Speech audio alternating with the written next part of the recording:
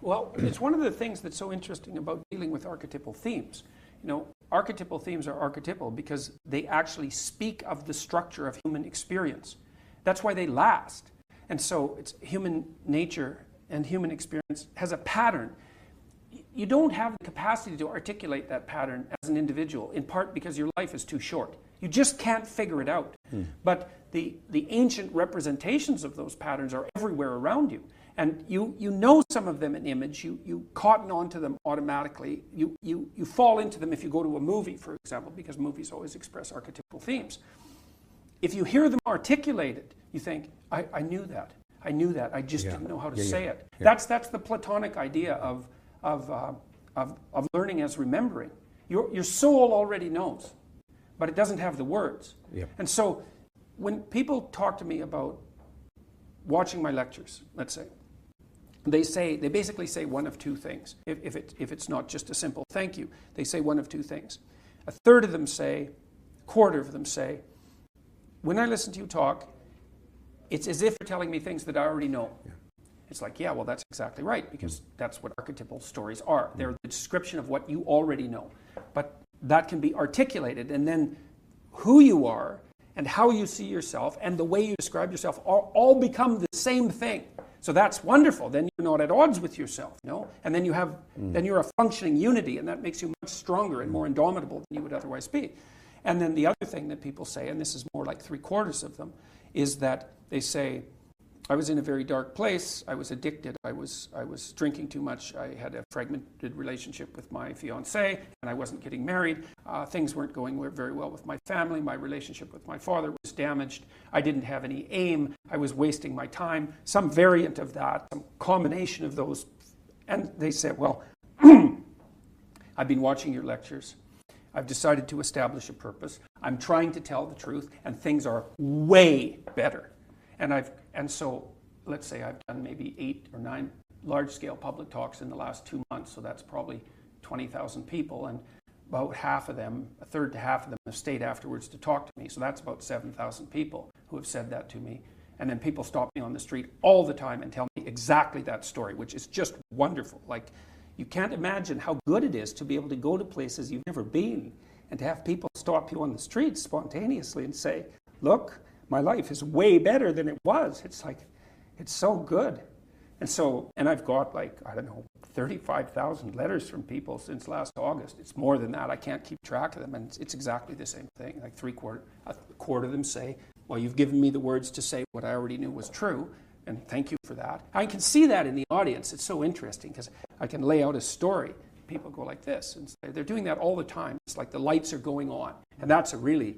Well, there's almost nothing better than that, to watch lights go on when you're talking to people. It's like, that's just absolutely fantastic. But to get this response from people, my father's about 80, he's 83, I think, 81. He's 81. And I put him in charge of going through my viewer email, which is an overwhelming job, but no, we've had discussions about this constantly. He's overwhelmed by the fact that so many people are writing and saying the same thing. It's like, well, I have a purpose, man. My life actually matters. I finally realized that, and I'm putting it into practice, and I'm bearing up under the heaviest load I can imagine, and it's really helping. It's like, God. And that's tens of thousands of responses now. So you couldn't hope for anything better than that. There's zero harm in it, right? It's just people putting their lives together. They're not mucking about with other people. They're not trying to make broad-scale social transformations about which they have no idea. They're trying to make their immediate environment better. And it's working. It's like, great. It's great.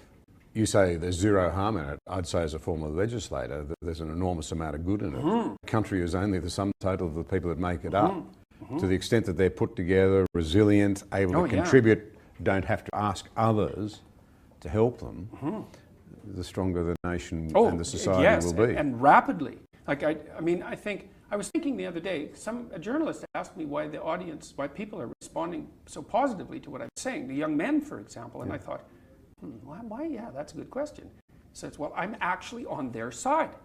I'm pretty happy that I'm really happy that they're not wasting their lives. I'm really sad to see that people are disenchanted and nihilistic and depressed and anxious and aimless and perverse and vengeful and all of those things. It's terrible. And then to see people question whether that's necessary and then to start to rise out of it. It's like, it's so fun. Like last night I was after my talk, it's overwhelming.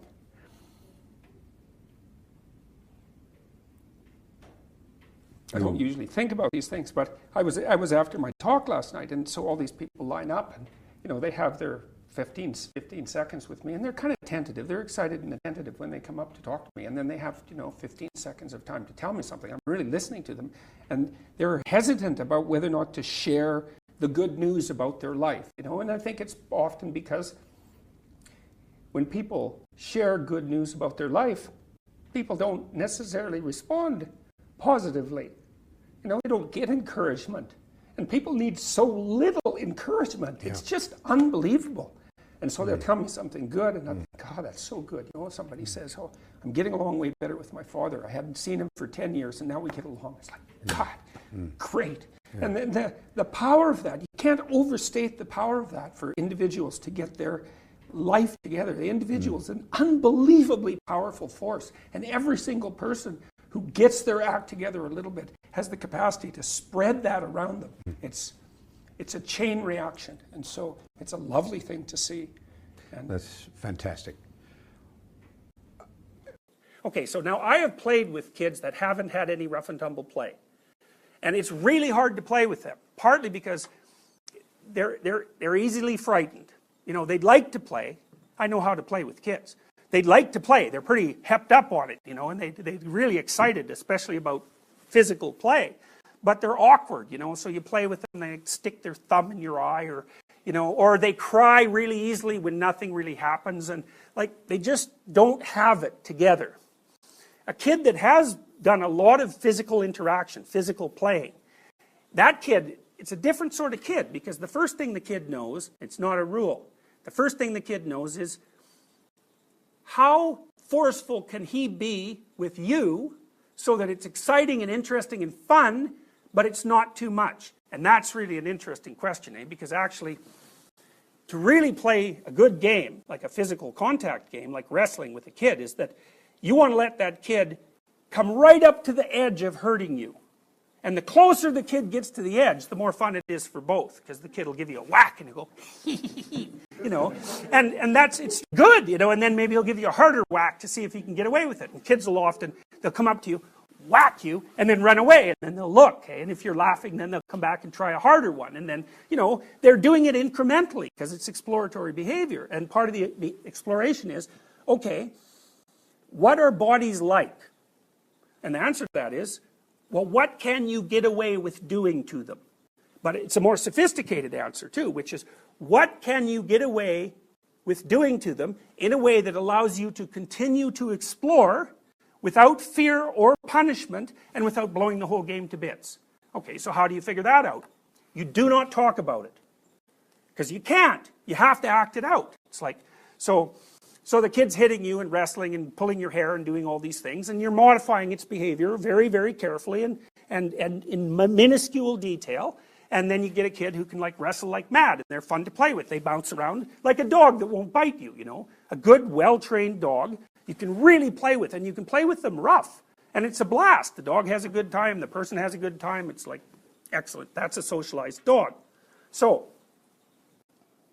the other thing that kids learns, which is quite cool, is what hurts them and what doesn't, and how afraid can they be and still have fun.